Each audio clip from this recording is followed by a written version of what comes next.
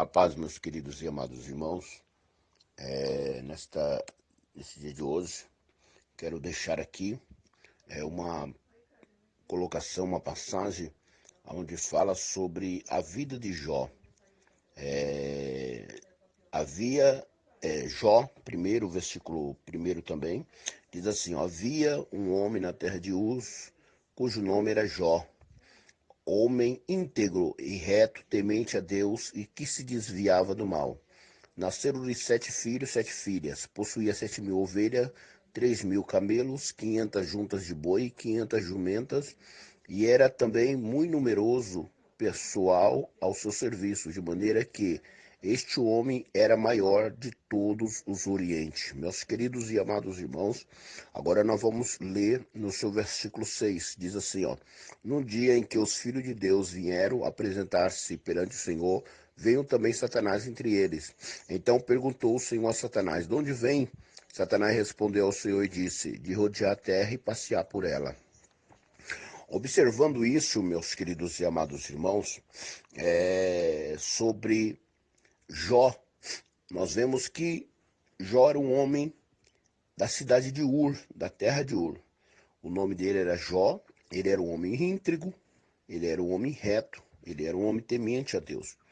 Nesta passagem, eu queria colocar aqui para os irmãos sobre a história do bem e do mal. E também queria trazer nesta passagem um estudo sobre Deus abençoa a pessoa porque a pessoa é obediente a Deus, ou as bênçãos ela chega mediante a sua dedicação, seu esforço, ou a porta se abrir, ou a pessoa ter um certo grau de estudo, de conhecimento. Como que chega a prosperidade diante de Deus na vida da pessoa? Ou a pessoa, mesmo sendo obediente, ela está sujeita a passar por lutas e por provas diante de Deus.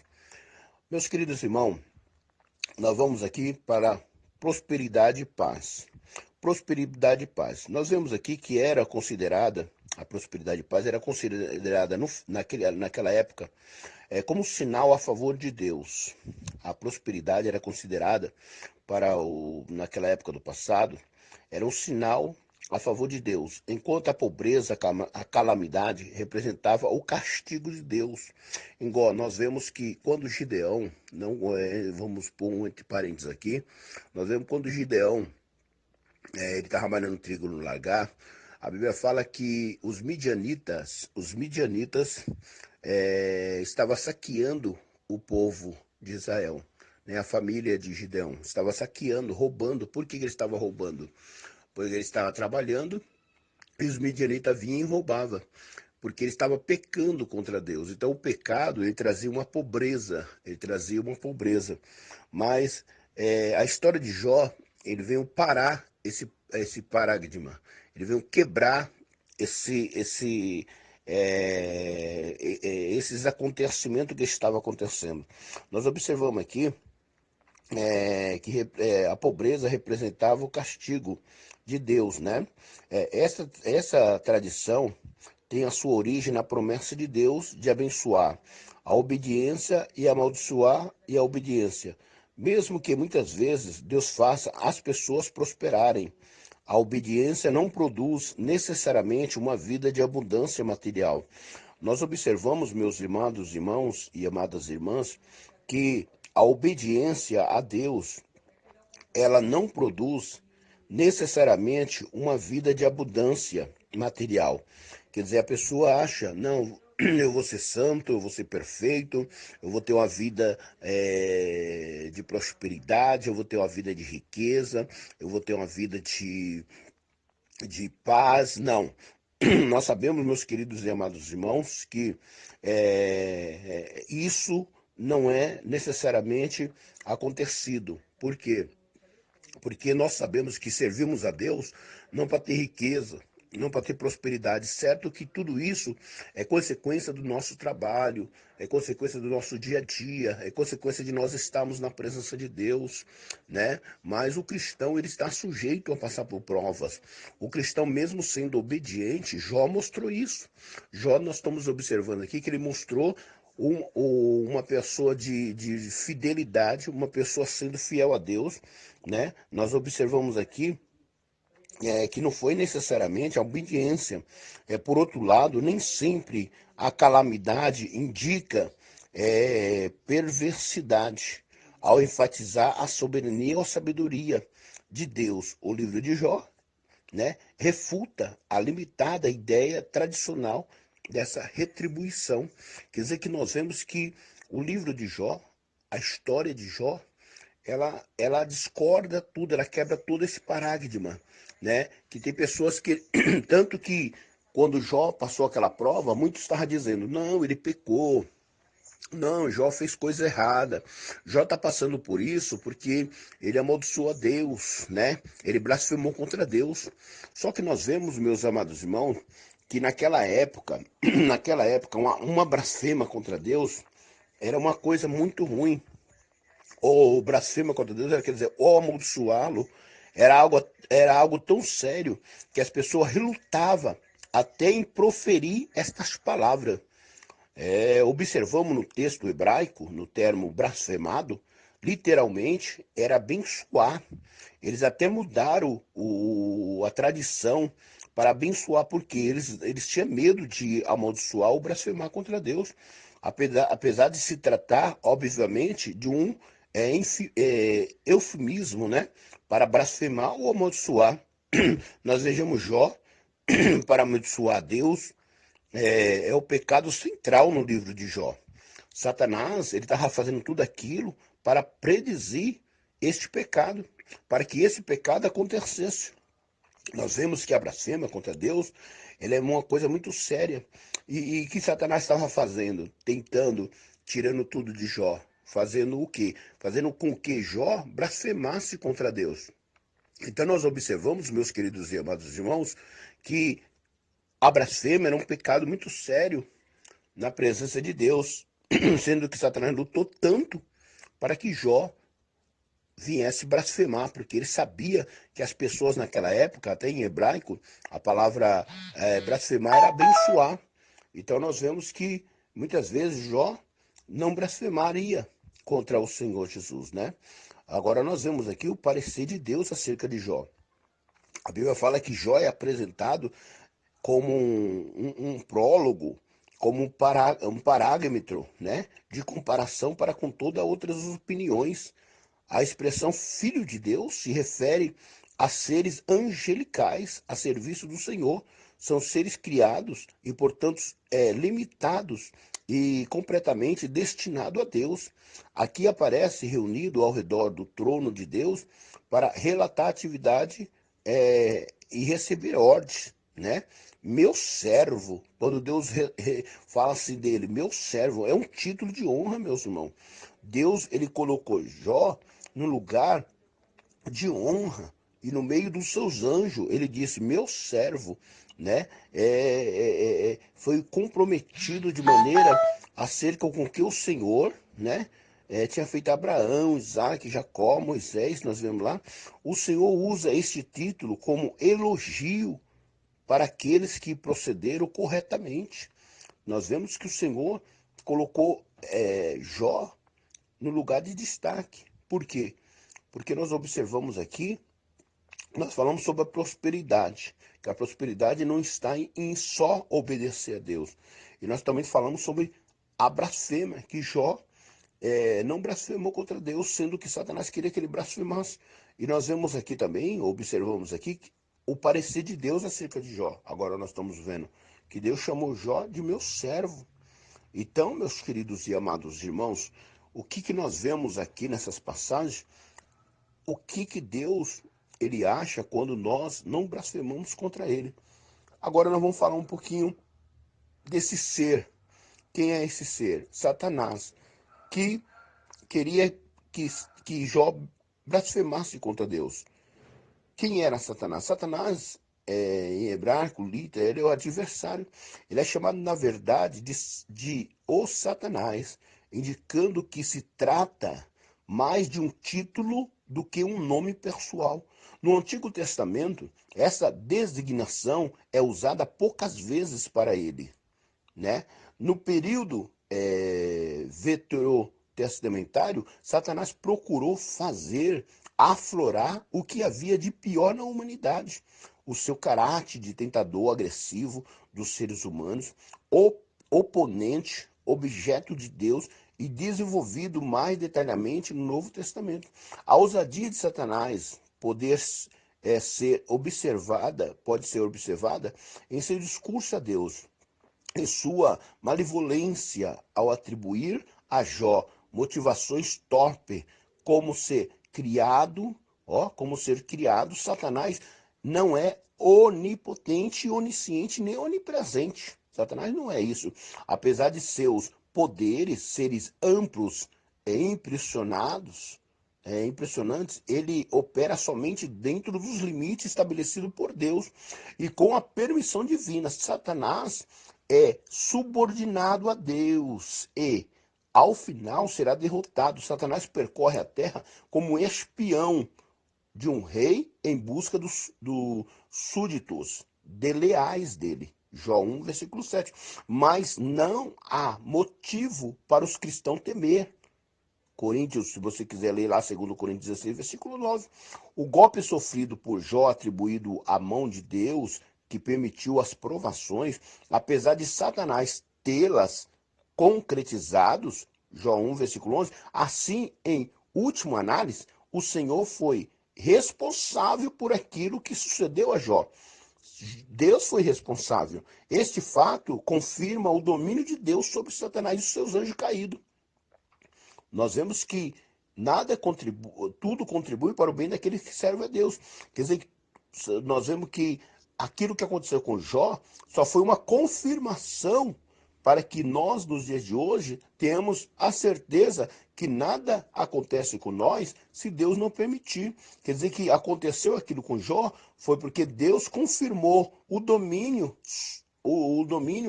sobre Satanás e os anjos caídos.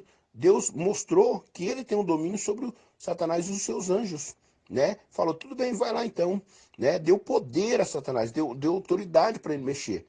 O poder que Deus dá a Satanás, em ter o poder na sua mão, sobre Jó, tem propósito e limites. Quer dizer que quando Deus falou para Satanás, tu vai lá, toca nos bens deles, toca na saúde dele, mas não toca na alma dele. Quer dizer que tem limite.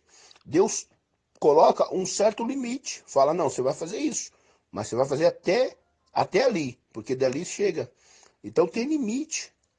Enquanto a intenção de Deus, ao permitir a tentação, é provar a força e o caráter.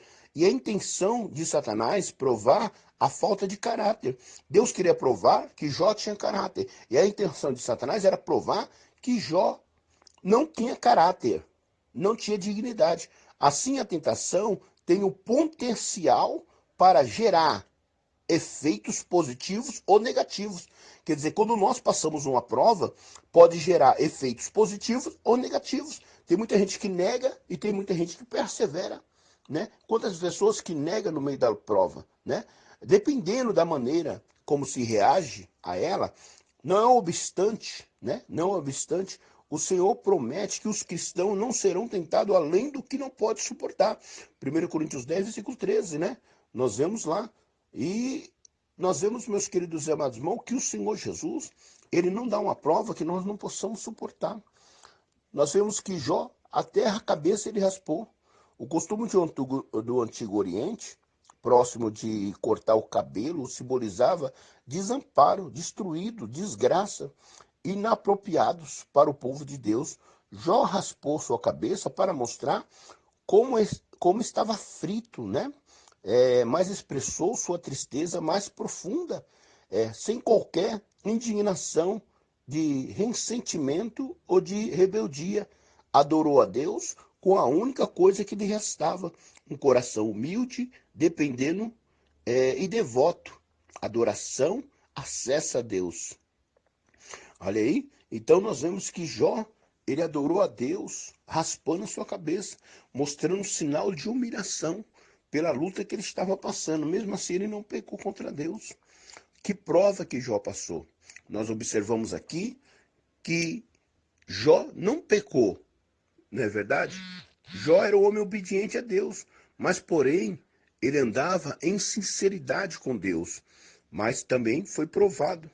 Jó considerava suas posses, algo merecido, mas dádivida de Deus. Como poderia se resistir da mão de remover essas bênçãos? Se ela mesma havia concedido. Em momento nenhum, Jó amaldiçoou ou culpa os sabeus, o fogo. Deus, Jó não culpa nem os cananeus, os ventos do seu servo, nem tem dúvida sobre quem havia ali concedido suas bênçãos, nem sobre quem tinha poder para dar ou tirar a vida. Neste versículo, por 3 vezes, Jó usou o nome pessoal de Deus, né? Com uma confissão de suas dependências no Senhor. E Jó não pecou. O sofrimento cria inúmeras oportunidades para uma pessoa pecar. Nós vemos que quando passamos luta, o sofrimento, a luta, a prova, ele cria motivo para que nós pecamos contra Deus. Ele cria motivo, razões para que nós podemos pecar contra Deus, né? Mas mesmo assim, nós vemos aqui o sofrimento criou inúmeras oportunidades para a pessoa pecar enquanto procurava alívio ou tentar encontrar algo ou alguém de culpa para pôr um culpado. A aceitação de Jó. Jó, ele falou, não, eu vou aceitar esse sofrimento. Vai além daquilo. Ou ele sofreu justamente enquanto Jó sofreu injustamente, e sua fé, o motivo do seu sofrimento, também era uma única fonte de consolo. Nós vemos sintoma da aflição física de Jó, né? São descritos tumores malignos, pele queimada, descanso, febre, calafrios, coceira insuportável, membros inchados, úlceras que atraía vermes, mau hábitos, todo de pânico, depressão, pesadelos terríveis que causaram insônias. Olha a situação que Jó passou. Olha a situação. A esposa de Jó foi chamada por alguns de auxiliadores do diabo, alguns auxiliadores do inimigo chamaram a mulher de Jó. Para outros, uma das tribulações de Jó foi o fato da vida de sua esposa ter sido poupada. A literatura rabínica se refere a ela como mais compaixão.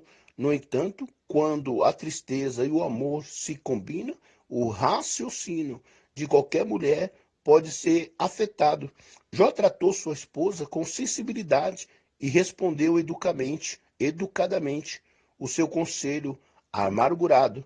Manteve-se firme na responsabilidade de liderança espiritual e responder à fé imatura de sua esposa, que estava disposta a aceitar o bem, mas não o mal das mãos de Deus.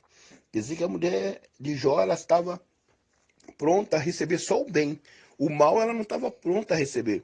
Tem pessoas que muitas vezes ela está pronta a receber só os bens, só as coisas materiais. Mas quando vem a luta, não aceita a luta, não aceita a prova, né?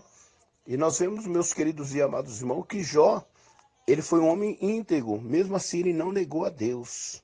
Ele foi absolutamente fiel a Deus. Ele faz, olha, ele faz, a literatura diz que ele é um Deus de ouro ou Deus vitorioso. Era tema uma cidade conhecida por sua sabedoria. Bilidalde, né? O Judá era um lugar possivelmente do sul, próximo ao Eufrates. Era a Metazina, região noroeste da Arábia. No entanto, não há consenso quanto significa desses nomes ou locais. Aqui, ó, nenhum lhe dizia a palavra. De acordo com Talmud, os consoladores deveriam permanecer em silêncio até pranteador se dirigir a ele. Enquanto permanecia em silêncio, os amigos de Jó lhe ofereciam o melhor consolo possível. Então as pessoas que estavam ao redor de Jó, eles não falavam nada, porque a melhor maneira de ajudá-lo era ficar em silêncio e ao redor dele, não falar nada, né? E nós vemos aqui que o primeiro discurso de Jó aos seus amigos foi: é um lamento, expressadamente sua tristeza intensa diante da circunstância presente. O lamento derrama diante dessa frustração tristeza profunda. Não tem a finalidade de informar Deus, mas de compartilhar sentimento com eles.